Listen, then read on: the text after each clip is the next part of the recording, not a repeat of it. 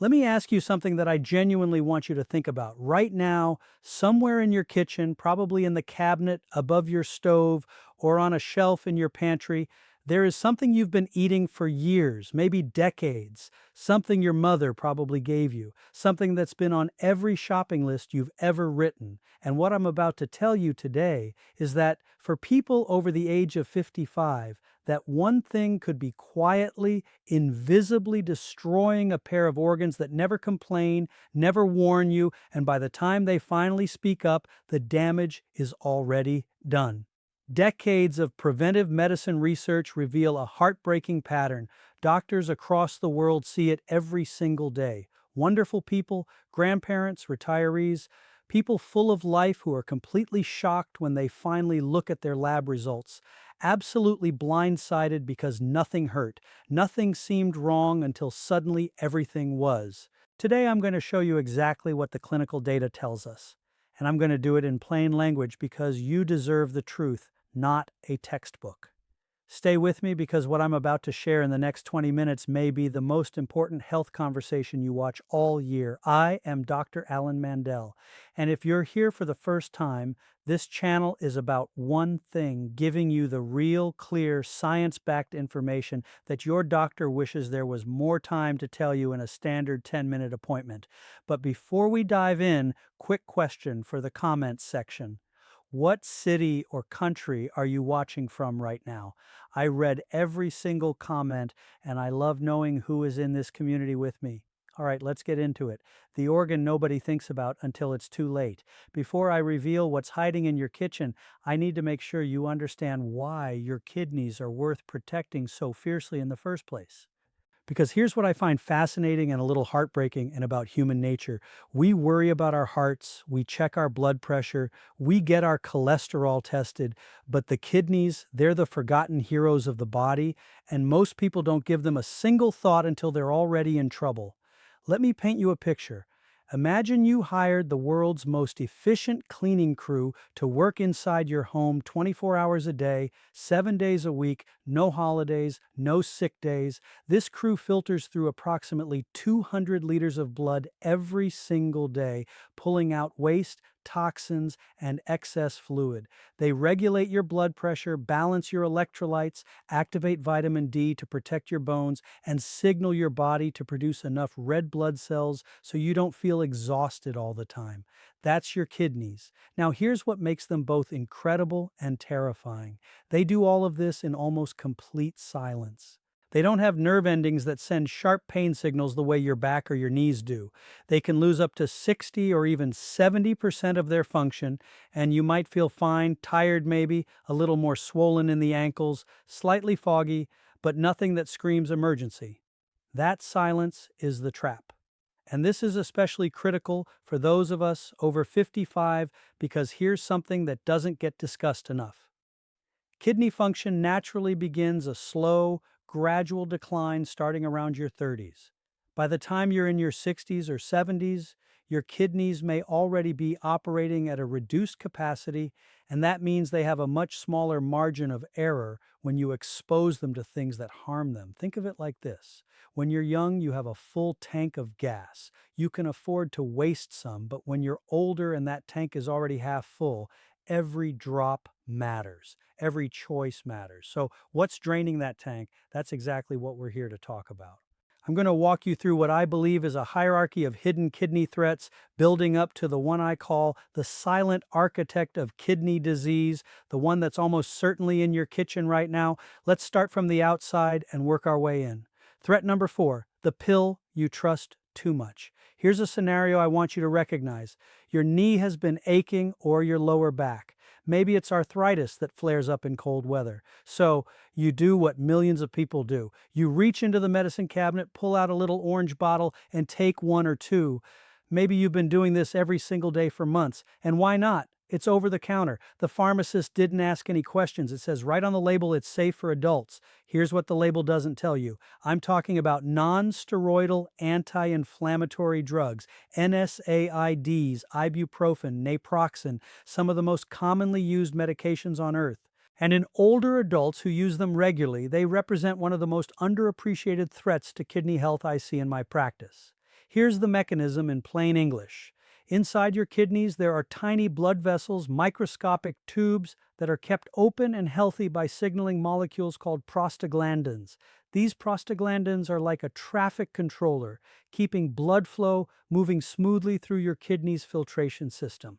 NSAIDs work by blocking prostaglandins throughout the body to reduce inflammation and pain. It works beautifully for that purpose. The problem, they block prostaglandins in your kidneys too. And when that happens, those tiny vessels constrict. Blood flow drops. The filters, called nephrons, start running on low oxygen like a city experiencing a rolling blackout. Take one pill after a hard day and your kidneys recover. But do this daily for weeks, months, or years, those blackouts accumulate. Scar tissue forms. And nephrons, once destroyed, do not regenerate. They are gone forever. The people most at risk are older adults, people with even mildly reduced kidney function, anyone with high blood pressure or diabetes, and anyone taking blood pressure medications because certain combinations amplify the damage dramatically. What's the smarter path? First, talk to your doctor before taking these medications regularly. Ask about your kidney function numbers, specifically your GFR, glomerular filtration rate. Know your baseline. Second, explore alternatives for chronic pain. Physical therapy, targeted exercise, heat and cold therapy, and in some cases, acetaminophen taken correctly can be a gentler option for the kidneys. Third, and I say this with full understanding of how real chronic pain is, never let pain management become a silent kidney management problem. One problem solved by creating another is not a solution. If you're still here with me and finding this helpful, take a moment to type 4 in the comments. It lets me know you're watching and getting value from this. Threat number 3, the dehydration you don't feel. Now, this one surprises people every single time I bring it up. As we age, one of the most significant but least discussed changes in the body is this. Your thirst mechanism becomes less reliable. In younger people, when the body needs water, the brain sends a clear, unmistakable signal. You feel thirsty, you drink, balance restored. But by the time we reach our 60s and 70s, that signal gets quiet or delayed. Sometimes it doesn't show up at all until you're already significantly dehydrated. And here's why this is a kidney emergency hiding in plain sight. Your kidneys need a constant, steady river of fluid to do their job. When you're dehydrated, even mildly chronically dehydrated, that river slows to a trickle. The concentration of waste products in the blood rises. The kidneys have to work harder to filter less fluid. The urine becomes more concentrated, which raises the risk of one of the most common and painful kidney problems in older adults, kidney stones. But it goes deeper than stones. Chronic mild dehydration keeps the kidneys under a persistent low-level stress. Over years, this stress contributes to a gradual erosion of kidney function that shows up in lab results years later with no single identifiable cause, just time and too many days of not enough water. Here's my practical prescription for this one. Stop waiting to feel thirsty. If you're thirsty, you're already behind. Instead, build hydration into your routine rather than relying on the sensation. A glass of water first thing in the morning before coffee, a glass with every meal, one mid-morning, one mid-afternoon. Check your urine. It should be a pale straw yellow. If it's darker, your body is telling you something. And one thing I want you to remember, coffee, tea, sugary drinks, and alcohol are not substitutes for water. Some actively pull fluid out of the body. When we talk about hydration, we mean water, plain, simple, non-negotiable water. This one is free. It's easy. And it may be the simplest thing you can do today to start protecting your kidneys. Don't underestimate it. Threat number 2, the protein trap. Now, here's where it gets really interesting, and this is the threat that causes the most confusion because it's wrapped in something that sounds healthy. You've heard your whole life that protein is good for you. Strong muscles, better recovery, more energy. And yes, protein is essential, especially for older adults who are battling the muscle loss that comes with aging, what we call sarcopenia. But here's what the wellness world doesn't tell you with enough emphasis. High protein consumption, especially from certain sources, especially in large, unregulated amounts, forces the kidneys to work significantly harder. Let me explain why. When your body breaks down protein, it produces nitrogen-containing waste products. The primary one is something called urea. Your kidneys are responsible for filtering urea out of the blood and excreting it in urine. More protein consumed equals more urea produced equals more filtration work for the kidneys. In a young, healthy person with fully functioning kidneys, this isn't necessarily a crisis. But in older adults, remember what we said about reduced kidney capacity with age, or in anyone with already compromised kidney function, flooding the system with excessive protein is like asking an overworked filtration plant to handle double the volume with half the staff. The research is clear enough that even conservative medical guidelines recommend that people with chronic kidney disease significantly reduce protein intake. But here's the twist that catches people off guard. This doesn't mean you should avoid protein. It means you need to be thoughtful about the type of protein and the amount. Plant-based proteins from beans, lentils, tofu are generally processed more gently by the kidneys than large daily servings of red meat or ultra-concentrated protein powders. And the protein powder market now booming in popularity, even among older adults who want to maintain muscle. That's an area where I often see people unknowingly creating strain. No one needs 200 grams of protein a day. Work with your doctor to find what's appropriate for your body weight and kidney function. Get tested, know your numbers, and if you love your protein shake, make sure it's not the only conversation you're having about your kidneys. Before we get started, tell me your name and where you're watching from. I read every comment and I'd love to know who I'm helping today. Threat number 1, the hidden kitchen killer. All right, we've talked about painkillers, dehydration, and protein excess, all real, all serious. But now I want to talk to you about the one thing I consider the most widespread, most overlooked, and most insidious kidney threat of them all. And here's what makes it so maddening. It's hiding behind a health halo. It's masquerading as something nutritious. It shows up on labels next to words like natural, organic, heart healthy, and clean. I'm talking about excessive dietary oxalate, specifically the kind that comes from certain foods that many health-conscious older adults eat every single day, believing they're doing their bodies a favor. Let me explain what oxalate is, because I can almost guarantee this is not something you've heard explained clearly before. Oxalates are naturally occurring compounds found in plants. Plants produce them as a kind of defense mechanism. Your body also produces small amounts as a byproduct of normal metabolism. Under normal circumstances, most dietary oxalate binds to calcium in the gut, gets escorted out in your stool, and never causes a problem. But when oxalate absorption is too high due to diet, gut microbiome issues, or reduced kidney clearance, it gets absorbed into the bloodstream. And then your kidneys have to deal with it. Here's what happens next. Oxalate in the blood gets filtered into the urine. Inside the kidney's filtration system, oxalate loves to bind to calcium. And when calcium and oxalate combine in the wrong concentration, they crystallize. Those crystals are what we call calcium oxalate kidney stones, the most common type of kidney stone by far, affecting roughly 80% of all stone cases. But the stone itself isn't the whole story. That's just the acute, painful event that gets you to the emergency room. The deeper, quieter damage comes from what's happening before the stone ever forms. Oxalate crystals, even microscopic ones, deposit in the kidney tissue itself. They cause local inflammation. They trigger scarring. They damage the tubules, the tiny passages inside the kidney where filtration actually happens. Over time, this contributes to something called oxalate nephropathy, a pattern of progressive kidney damage that looks in lab results like unexplained slow kidney decline. And who is eating the most high oxalate foods right now? Health-conscious older adults, because the foods highest in oxalate are the ones constantly promoted as superfoods. Spinach, the single highest oxalate food most people eat regularly. 1 cup of cooked spinach contains more oxalate than most people should consume in a full day. Almonds and almond products, almond milk, almond flour, almond butter, almond. These have become pantry staples, and they are exceptionally high in oxalate.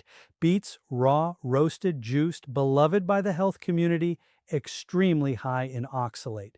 Sweet potatoes, Swiss chard, rhubarb, dark chocolate, and cocoa powder, instant oatmeal made from certain varieties. I'm not here to tell you these foods are poison in every situation.